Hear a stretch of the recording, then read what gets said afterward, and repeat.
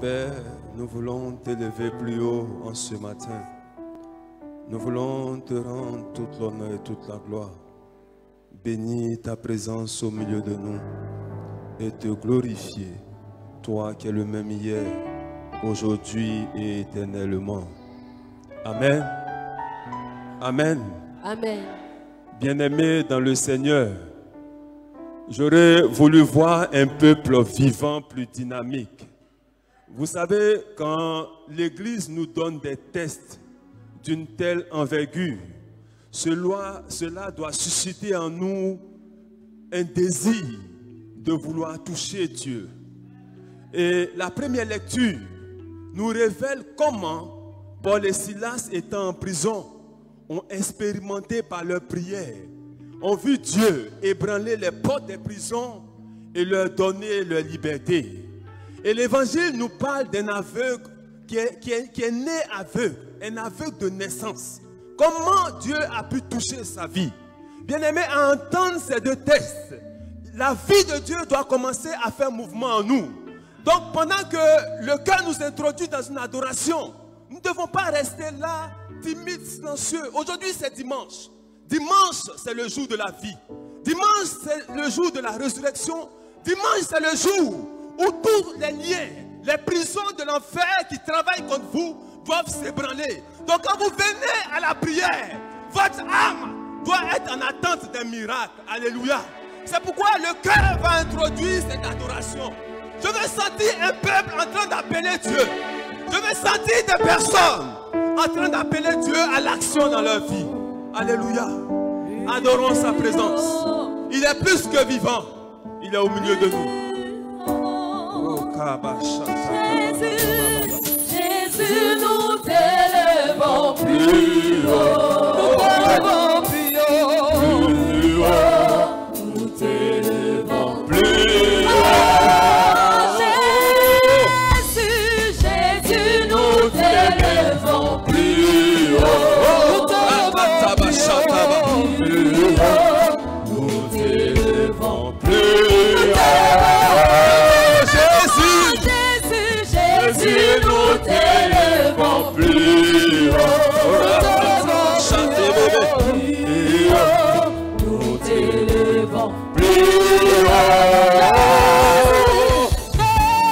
Jésus, nous t'élevons plus haut. Nous t'élevons plus haut.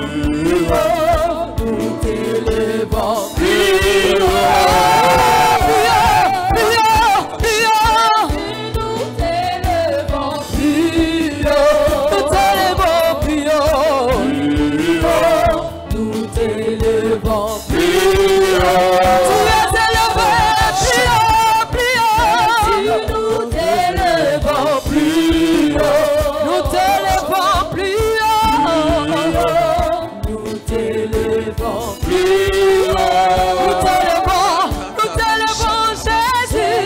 nous t'élevons plus haut. Nous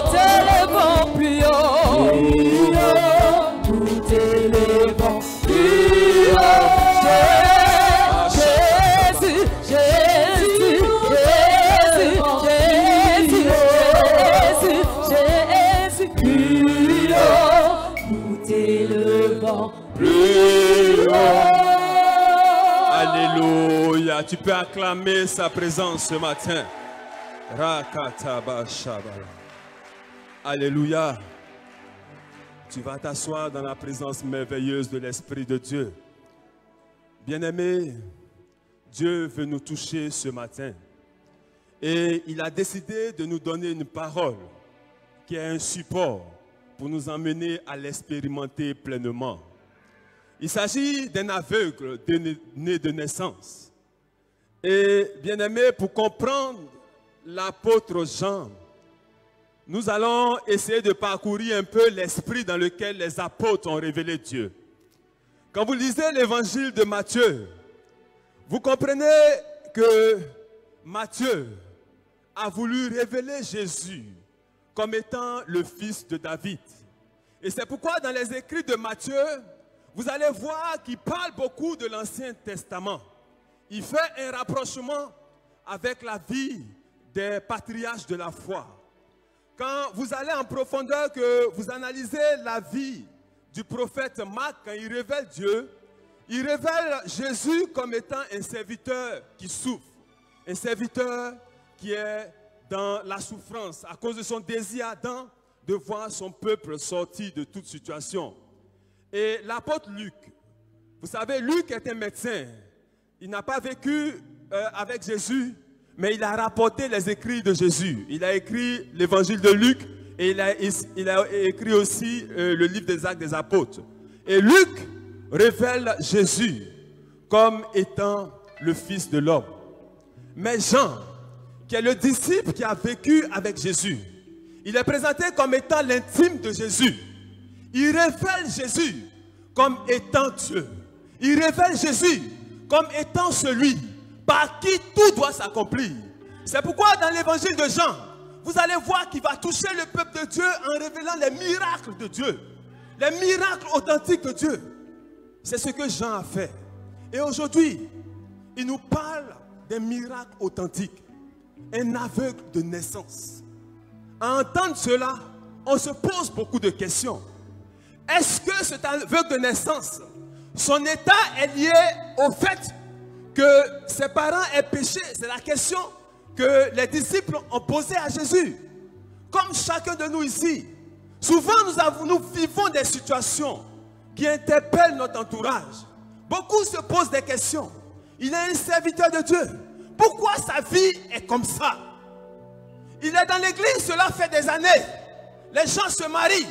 Elle ne se marie pas. Pourquoi? Est-ce une malédiction qui repose sur sa vie? Et c'est la question que beaucoup de chrétiens se posent souvent. Et ceux qui sont à l'extérieur, souvent se posent la même question. Il a eu de grands diplômes et il est dans l'église. Les gens travaillent, ils ne travaillent pas. Bien-aimé, l'aveugle né de naissance s'est retrouvé dans la même situation. La Bible dit que Jésus passait. Jésus qui est insensible à la souffrance des hommes. Comment peut-il passer et voir un homme dans une telle situation et ne pas s'arrêter? On se pose des questions. On se pose des questions. Mais la Bible nous dit que ses disciples l'ont interpellé. Je veux dire à quelqu'un ce matin que la situation que tu vis depuis des années, qui ont interpellé plus ou moins de personnes, qui se sont posées des questions sur ton état de vie, ton état de blocage, je déclare ce matin que les questions que les gens se sont posées sur ta situation amèneront Jésus à s'arrêter et à opérer un miracle dans ta vie au nom de Jésus. Amen. Et bien aimé, Jésus s'est arrêté parce que ses disciples l'ont interpellé. Ils lui ont demandé, Maître, est-ce qu'il est dans cet état-là parce que ses parents ont péché? Est-ce qu'il est dans cet état-là parce qu'il y a un jugement qui est sur sa vie? Est-ce que les chrétiens sont dans cet état parce qu'ils sont dans l'impureté où il y a des liens de famille qui les réclament? Jésus a répondu tout simplement, son état est pour la gloire de Dieu. L'état dans lequel il est resté depuis des années est un état pour glorifier Dieu le Père, qui a donné son Fils pour nous sortir de toute situation. Je dis toute situation, peu importe. Aucune situation ne peut avoir de solution en dehors de Jésus. Quel que soit le temps que ça a mis, quelle que soit la source de la situation, Jésus est l'unique solution pour te faire expérimenter un miracle. Alléluia.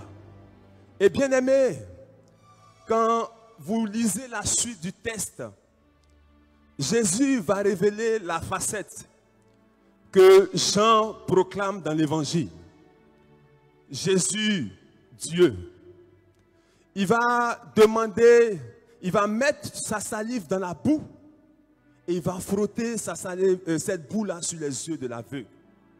Quand j'ai touché cet aspect de l'évangile, automatiquement l'Esprit de Dieu va me conduire dans le livre de Genèse, où la Bible dit que Dieu, avant de créer l'homme, il a façonné la terre.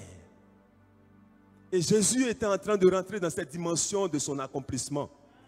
Dieu, le Créateur, il a utilisé la terre dans laquelle il a insufflé son esprit et la vie est entrée dans la terre. C'est ce qui a constitué l'homme, Adam et Ève. Et donc quand Jésus se retrouve devant cet aveugle né de naissance, cet aveugle qui ne connaît ni ses parents, il n'a jamais vu le monde dans lequel il se tient, c'est dire qu'il est dans l'obscurité. Jésus prend la boue, il frotte sur les yeux et il lui dit, va te laver. Jésus venait ainsi de créer les yeux de cet homme. Mais en créant ses yeux, il était en train de recréer la personnalité de cet homme. Parce qu'il ne connaît pas le monde. Mais quand Jésus lui dit, va, il fait le mouvement. Et il va dans la piscine de Siloé pour se laver.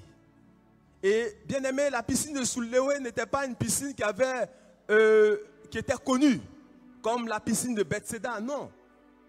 Mais à cause de la situation de cet homme, la piscine de Siloé est devenue un lieu de référence. Et quand cet homme est parti se laver dans l'esprit, Dieu était en train de le faire naître de nouveau. Parce que vous savez, par Adam et Ève, nous sommes rentrés dans le péché. Mais par Jésus-Christ de Nazareth, nous sommes nés de nouveau. Et il fallait que cette dimension de sa vie-là s'accomplisse. C'est pourquoi Jésus lui a dit, va te laver. Et il est parti se laver pour devenir une nouvelle personne.